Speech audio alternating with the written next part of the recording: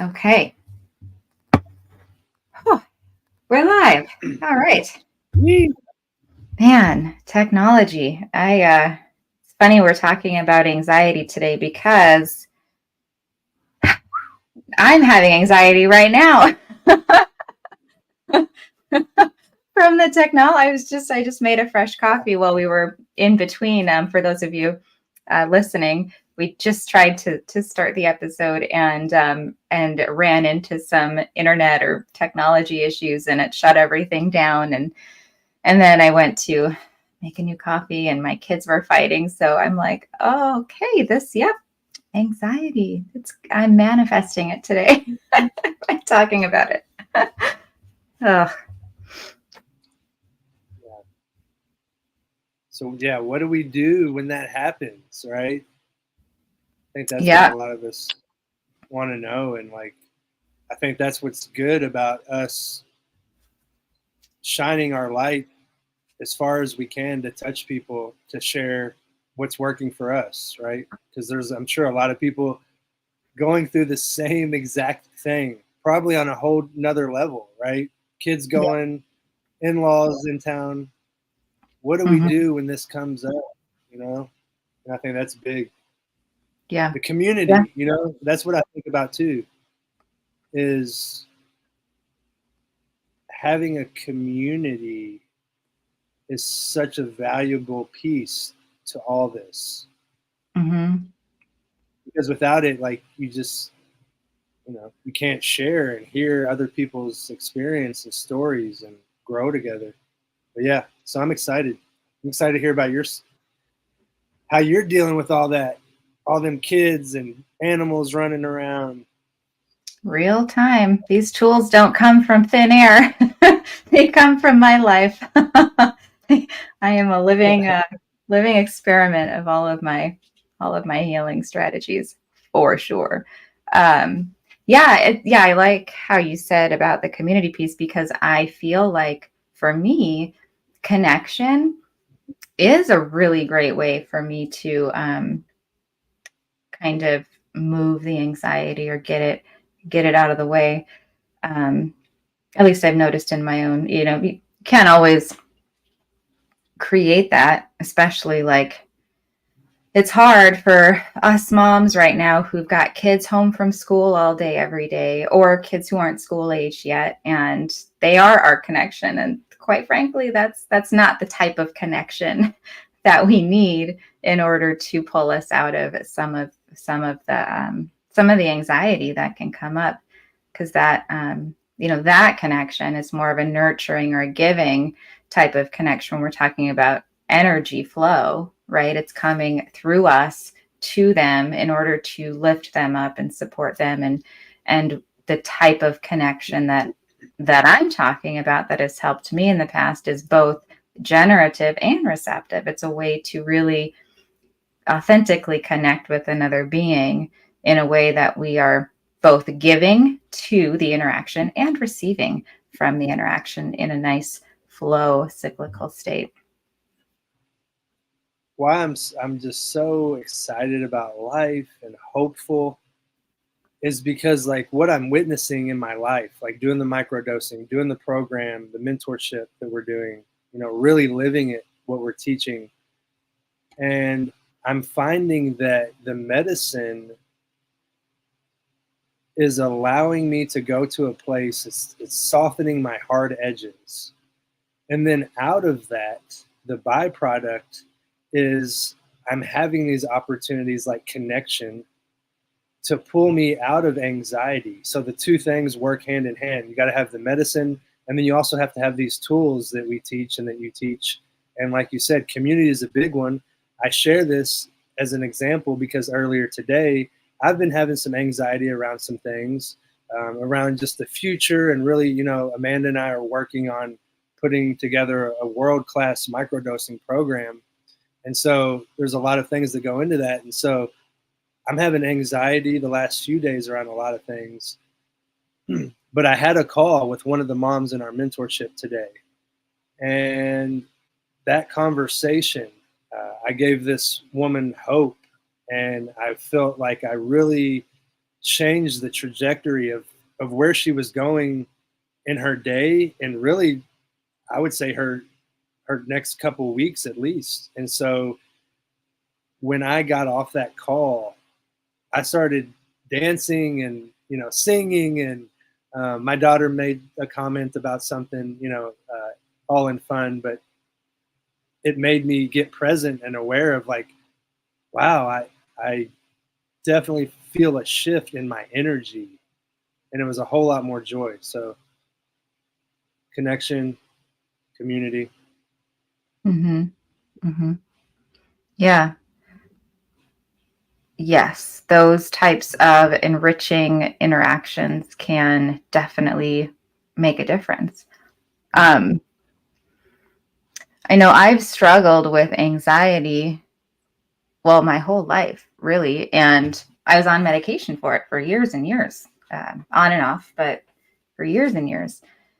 And I've been off medication and just doing microdosing for that anxiety and depression and PTSD. I've been only microdosing for a couple of years now. Again, on and off. It's not, I don't microdose every day or constantly. I take breaks, but I've found that through microdosing and then also through modifying my practice, my healing practice has really helped me get to the root or some of the root of the anxiety.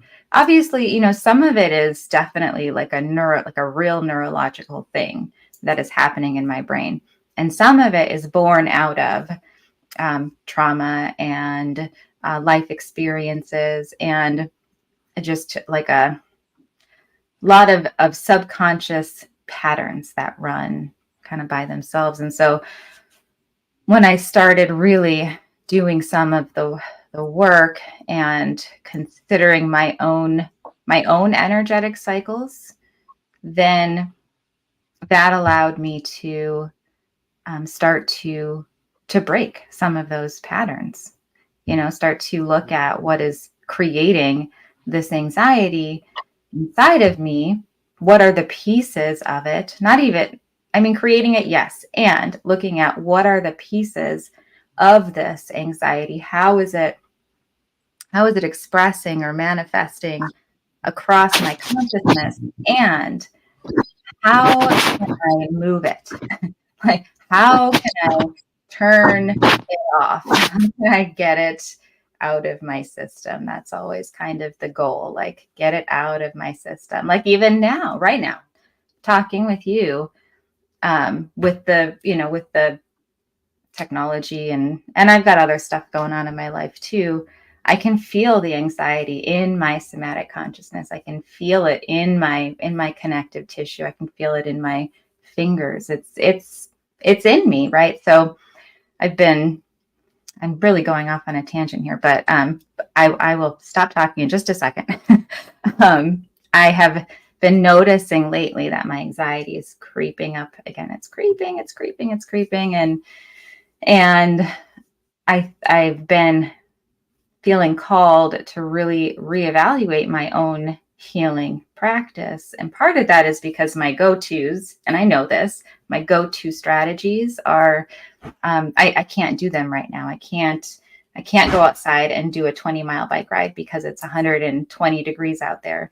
I can't do a 10-mile hike in the McDowell Mountains because it's 120 degrees out there. A lot of my healing practice is moving my body out in nature while doing a lot of inner work. So when I'm not able to move my energy in that way, and playing the flute, like that's another thing. Playing the flute outside in tunnels, again, it's too hot.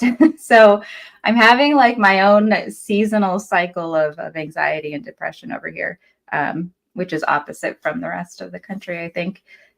And that led me to today's topic, which is looking at how do we create a practice that honors our energetic flow cycles in a way that works with our current situation, right? Do we have time for a guest appearance? So I don't know if anyone that's watching YouTube can see this, but our little friend Cherry wants to say hi. She's jumped up, and she just loves getting on the camera. And this is one of those things that also help with anxiety is a little furry friend. Aw, what a sweetie. A little dog. Aw. So that's Chihuahua? Cherry, a Chihuahua rat terrier. So yeah, but yeah, I just always keep coming back to the medicine opening up these new pathways for expression. And you mentioned the flute. I was never a musician. I was always, playing sports. But ever since I started getting into the medicine, these new gifts started opening up, and I felt fuller than I've ever felt, and more joy. I'm playing the flute. I'm making flutes, making my own flutes, and so I feel like this is what I'm really excited about for a lot of the moms is what's in store for a lot of them, what's behind the curtain once they really, tap into that thing that they've always known was there, but something's been missing and they just haven't been able to just like pin it. And Mm-hmm. Yeah. Right. And I think a large part of that has to do with their flow, their energetic flow, right? We all have different needs when it comes to how our energy or what moves energy within us. I can feel it when I'm not able to do my favorite activities in my own healing practice. I can feel the energy like going to its usual stuck places, and that creates inner stress, inner dis-ease for me. And things like meditation doesn't move my energy. And for a long time, I felt like I just wasn't good enough, right? I hadn't figured it out yet. Like meditation is the thing that everybody does. It's supposed to be perfect and wonderful. And I had to find a way to meditate that worked for me, that wasn't necessarily the standard picture that you see out there messaged to us. Even, guided meditations, which is funny because I do them now.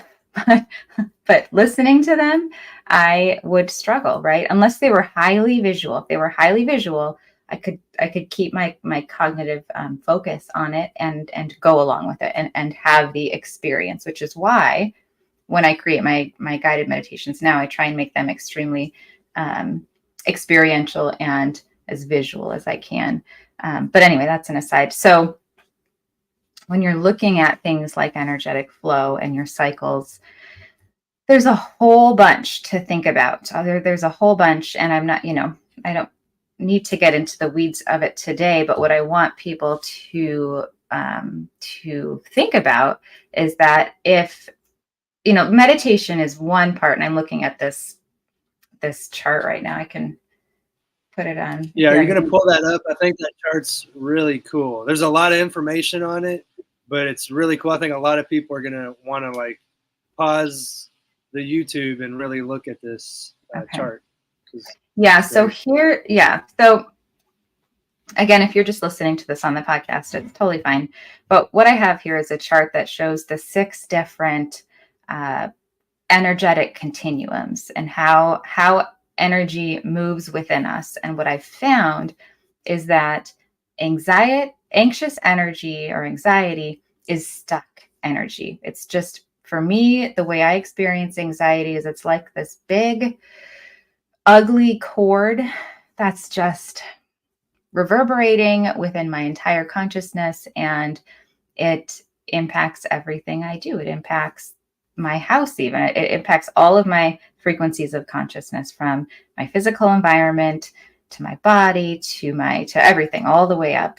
And so being able to find ways that moves that energy in me is key. Really, it's key, because that's what we want to do. And you can see meditation is on the self-reflective side, the internal side of this particular continuum, which is kind of that internal versus external energetic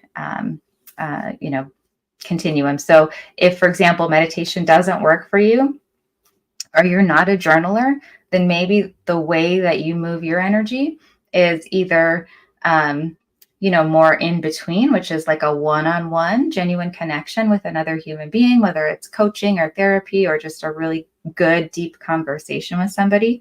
Or maybe it's all the way on the other end of the external side of this particular continuum, and you're volunteering, you're getting out in community service, you're engaging in highly social activities with friends or places that that kind of charge you up. So you're moving your energy, you're experiencing energy in different ways. This is one example of the six, this internal versus external. So you can see meditation is like one tiny piece of the whole puzzle. There's a whole world of activities out there that can be kind of like, you can find your combination of things that's going to get your energy moving and help help quiet that disharmonious chord within you and move. I don't think we have it here. And if anybody wants it, I'm sure we can get it to them. But did you say this was like research backed or based or science? There were some studies done around this concept, or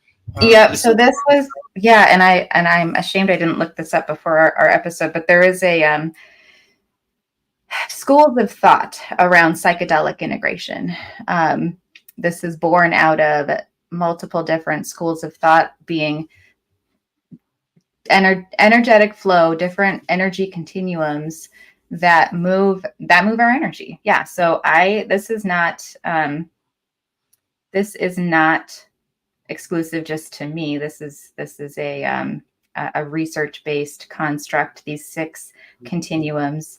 And so leveraging this, what I've done is I've taken these six continuums and I've kind of populated them with various ideas of activities to give people an idea of what types of activities might be associated with each end of this spectrum. Because when I've read it, it's very high level, and it's very very sciencey. So I kind of just created a more accessible way to look at it. And this is wordy, I know, because it's just examples on each. Yeah, I think this would be great for like a download too, because I mean, for me, meditating, I'm gonna have to enlarge this to see it better, but knowing that that's on the same level as having maybe some conversations, or going to meet someone for coffee, that maybe I can get that anxiety out this way. And there's research behind it. It's not this is working for a lot of people, and this is what we use, what we're teaching. And so I guess the mentorship, if anyone's interested, definitely reach out to Amanda to go deeper in this. Mm-hmm. Right. Yeah, I love it. Because you're going to find your own combination of things, right? So for me, I have found in my own practice to have a practice that is dynamic. So a dynamic practice that includes a variety of these different energetic flows and different ends of each spectrum. So, it's really good to get into a space or find a practice where you are both experiencing generative energy as expression and receptive energy. Because when you are in that state, that's when you get into that flow state. Some of you may be familiar with that idea of flow. And flow happens when you're in that perfect blend of generative energy and receptive energy. And these concepts can help you create the right blend, the right dynamic blend that can really stimulate that flow. in your life. I know I've found my own set of things that helps me get into that flow state. And when I'm in that flow state, I am channeling. I am creating and I'm channeling, and it's effortless. It's just things are coming Crushing to me it. through me. Yeah. Yeah. What? So I said crushing it. Yeah, just like crushing, like, I mean, all the problems and the issues and the questions. I, Right. a lot of Yeah. that, that's where a lot of the answers come. It's just like it's just flowing, and you're just like, boom, you're on it, crushing it. Right. Yeah. That's where, for me personally, I aim a lot of my introspective work, and even work. And work. Even doesn't feel like work, but when I'm creating new healing structures or strategies or paradigms, a lot of that is done when I'm in the middle of my own healing practice, because that's part of it. That generative experience is part of it. But yeah, I find this chart really interesting because these are ways that I hadn't thought about it before, right? Like, um, looking at, let's say, like self-care. For a long time, I was really resistant to the idea of self-care because it felt superfluous. It felt frivolous. It felt like, as a mom, I was being messaged to, like, go get my nails done or go to the spa, or, you know, get a haircut or a massage, or things that felt like they're pleasant, right? They're very pleasant. But then when the thing was done, when the activity was done, and I go back to my life, it's like all the same stress just came right back. It didn't feel like it was going deep enough. And so I find, these 6 energy flows interesting, and it kind of speaks to that for me, why self-care, mainstream self-care wasn't working for me. It wasn't moving my energy in the way that I needed it to be moved. Things like, taking a bath, or reading a book, or practicing gentle yoga.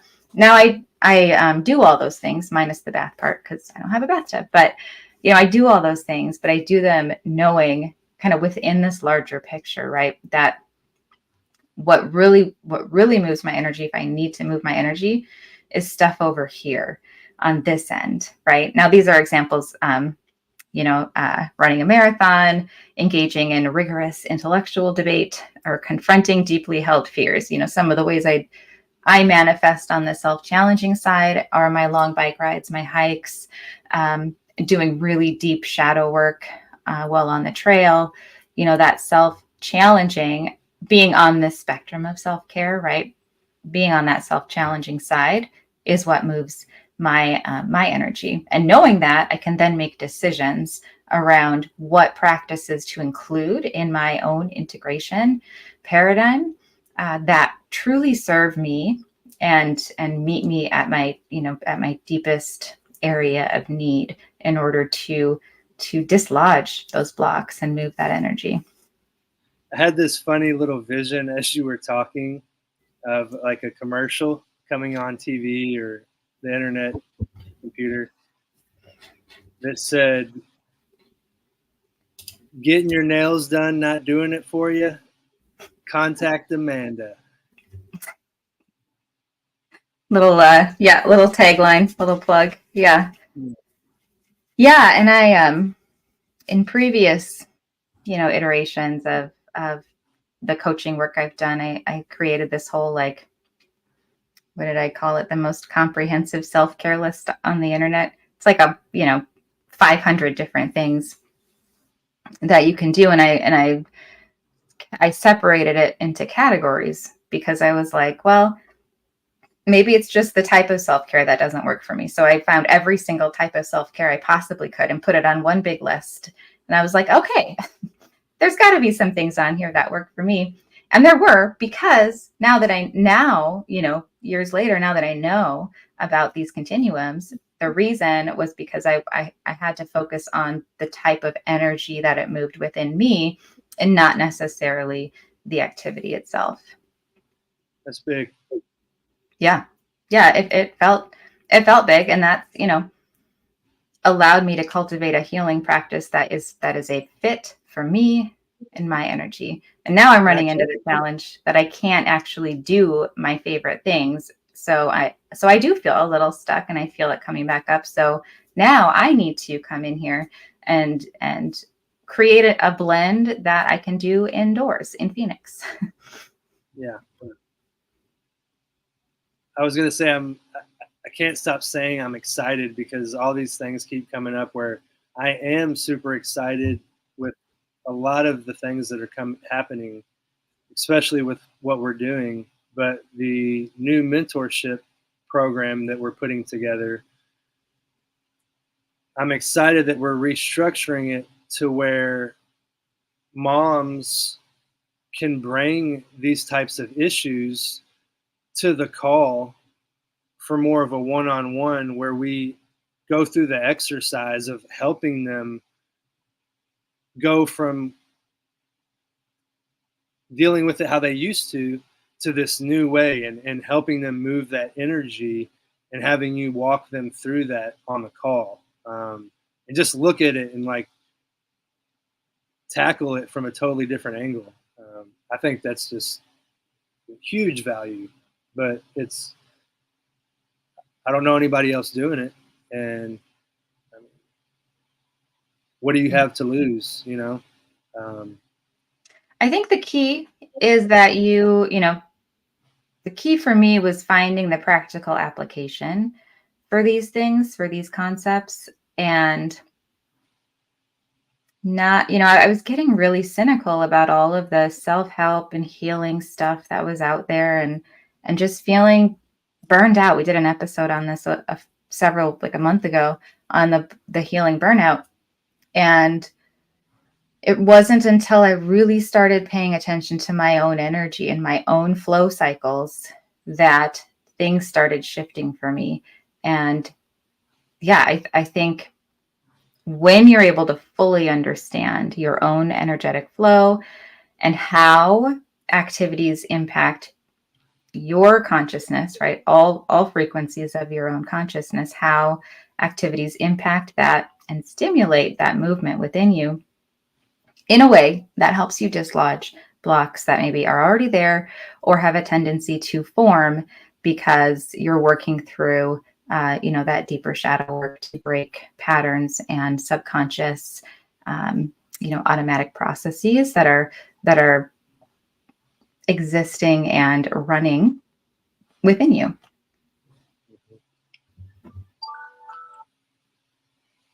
So yeah, well, I think that's pretty much all I had to. yeah, I was gonna say we're coming up on 30 minutes. This is perfect, Yeah. timing. I hope it was just enough to pique your curiosity. And like we said, if you're curious about learning more, if you're having triggers or anxiety come up, and you just want to talk to us, you can schedule a quick call with us, just a free consultation, and we can see if we think we could help.